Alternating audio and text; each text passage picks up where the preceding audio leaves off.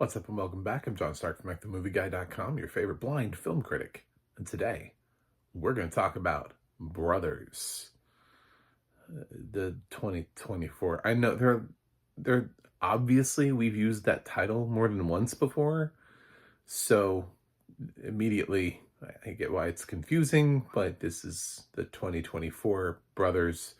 I wouldn't even be surprised if there was more than one film called Brothers this year. Uh, so, um, the brothers in this film are played by Josh Brolin and Peter Dinklage, who co-star alongside the wonderful Taylor Page, Brendan Fraser, and Glenn Close, among others, but sort of more notably. And it's available on Amazon with audio description. So let's talk about it. Let's get into it. Let's deep dive into Brothers, because clearly this is the film of the year. Yeah.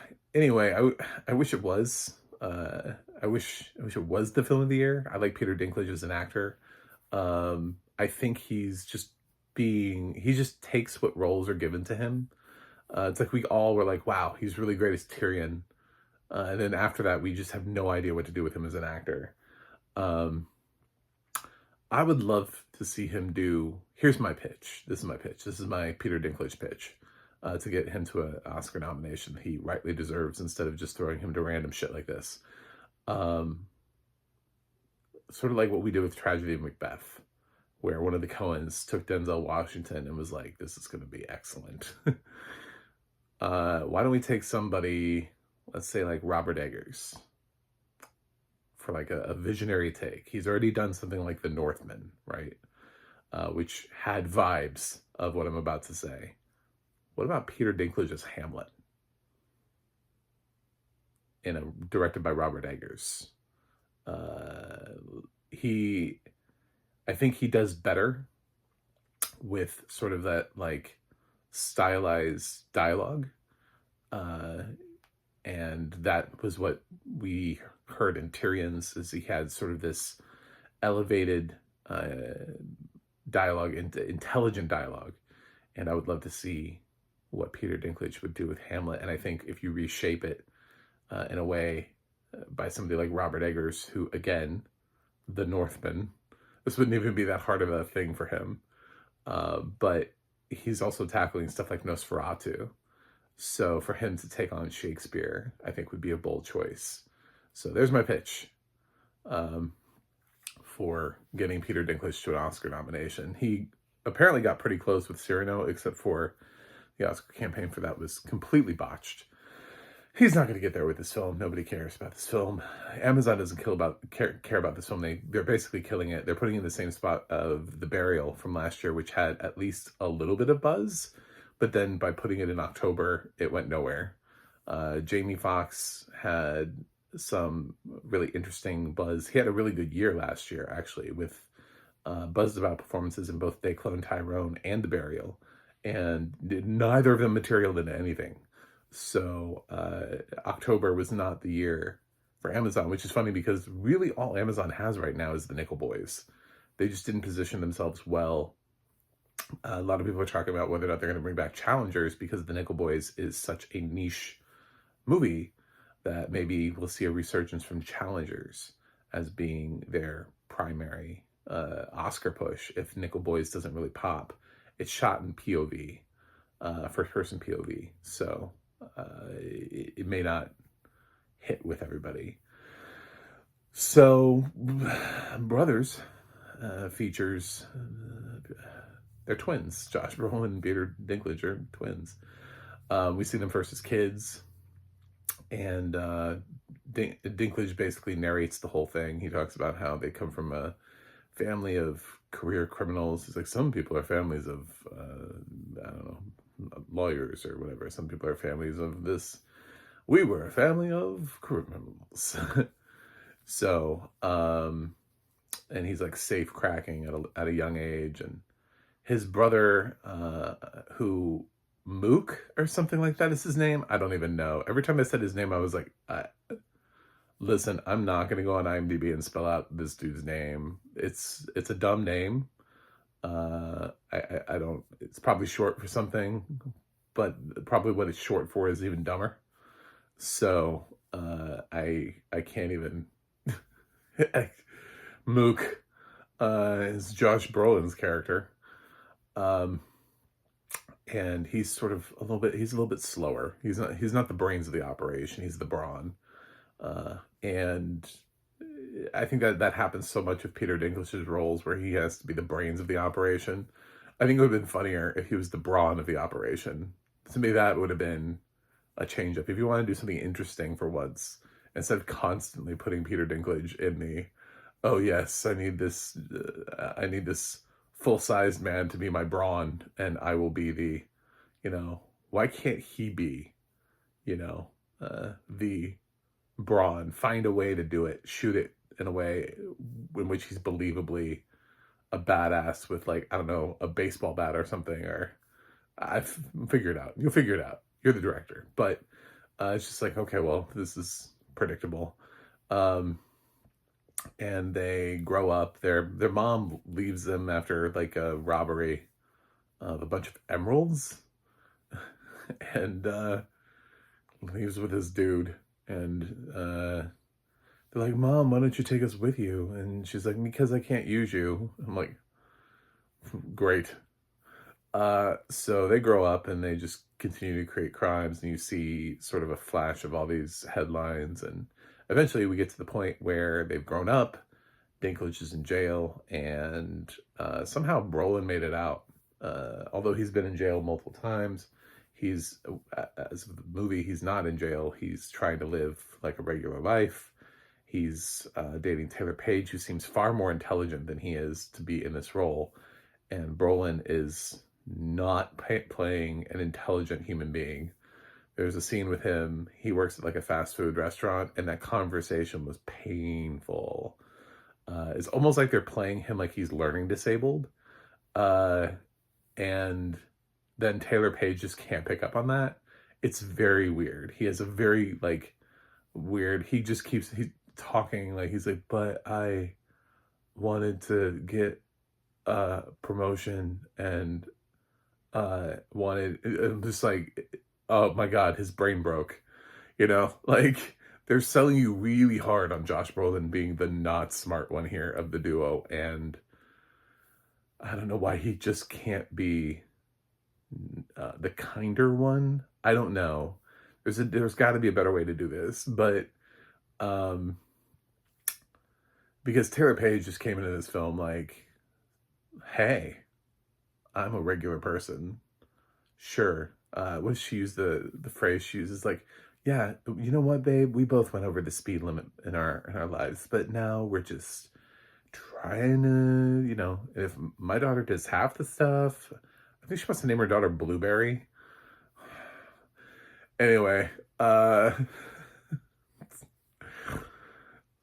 they're headed towards Thanksgiving, which is why I guess this film was getting released around this time, because she's gonna introduce Brolin to her dad, and that's this Thanksgiving that she's been waiting for. They have this crappy place, and well, Dinklage gets out of jail, and he gets out kind of early because he gets help from a crooked jail person. I don't even know what Fraser's position is within the jail, so I can't even say, like, is he the warden? I have no idea. And I didn't even know that wardens had that kind of power to just be like, you know what, sir? I'm gonna commute your sentence. Okay. So Dinklage gets out because Fraser wants him to go to his dad and commit a crime or whatever. Like, I don't know, something. It's Fraser in this movie is interesting. I mean, he goes after this role like with the full force of his acting. It reminded me a lot of what he did on The Affair, where he was a douchebag, but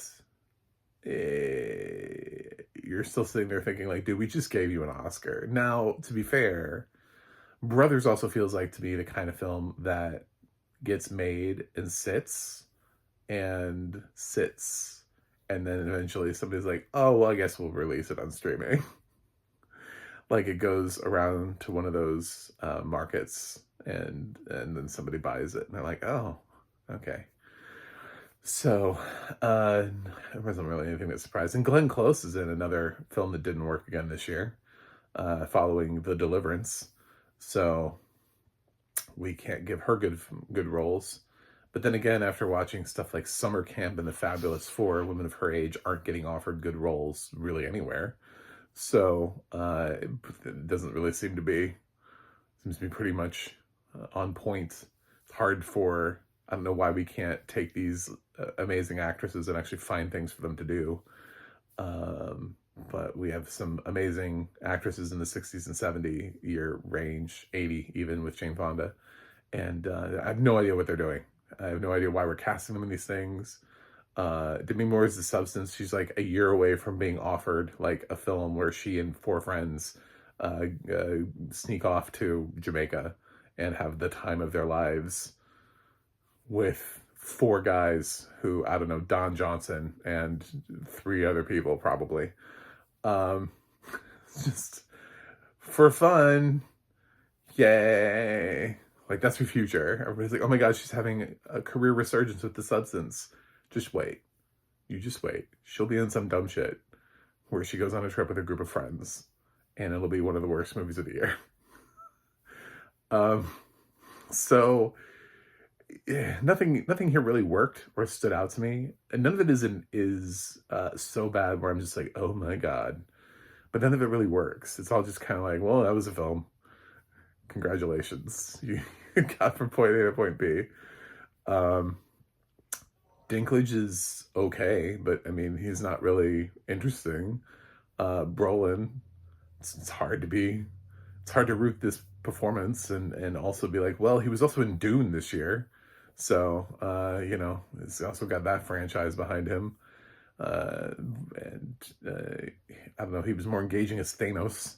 So, this is a role that is just kind of a nothing role for him.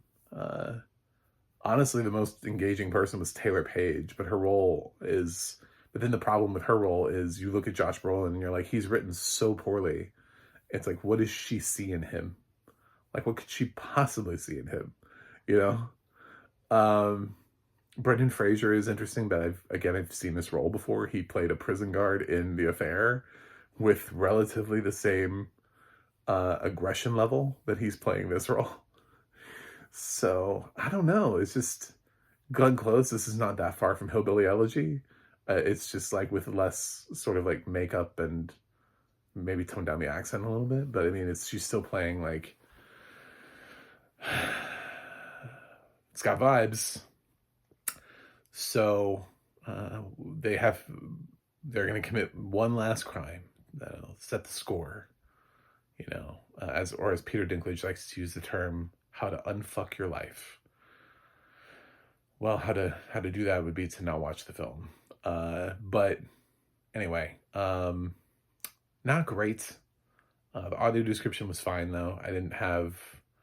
It wasn't really, probably the best part of it is when they're going through like the montage of showing them growing up against the crimes that they're committing, and like the newspaper footage that is being thrown up on screen for you to be able to see. That's probably the most effective part of the audio description when you really need it. The rest of the time, there's some action sequences, but it's not really an action movie. It's a crime comedy.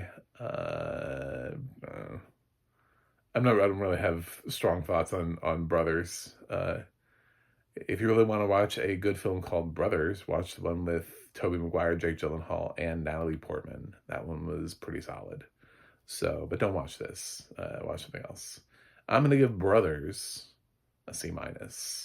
Anyway, thanks for watching. Thanks for subscribing. And I will see you guys on the other side.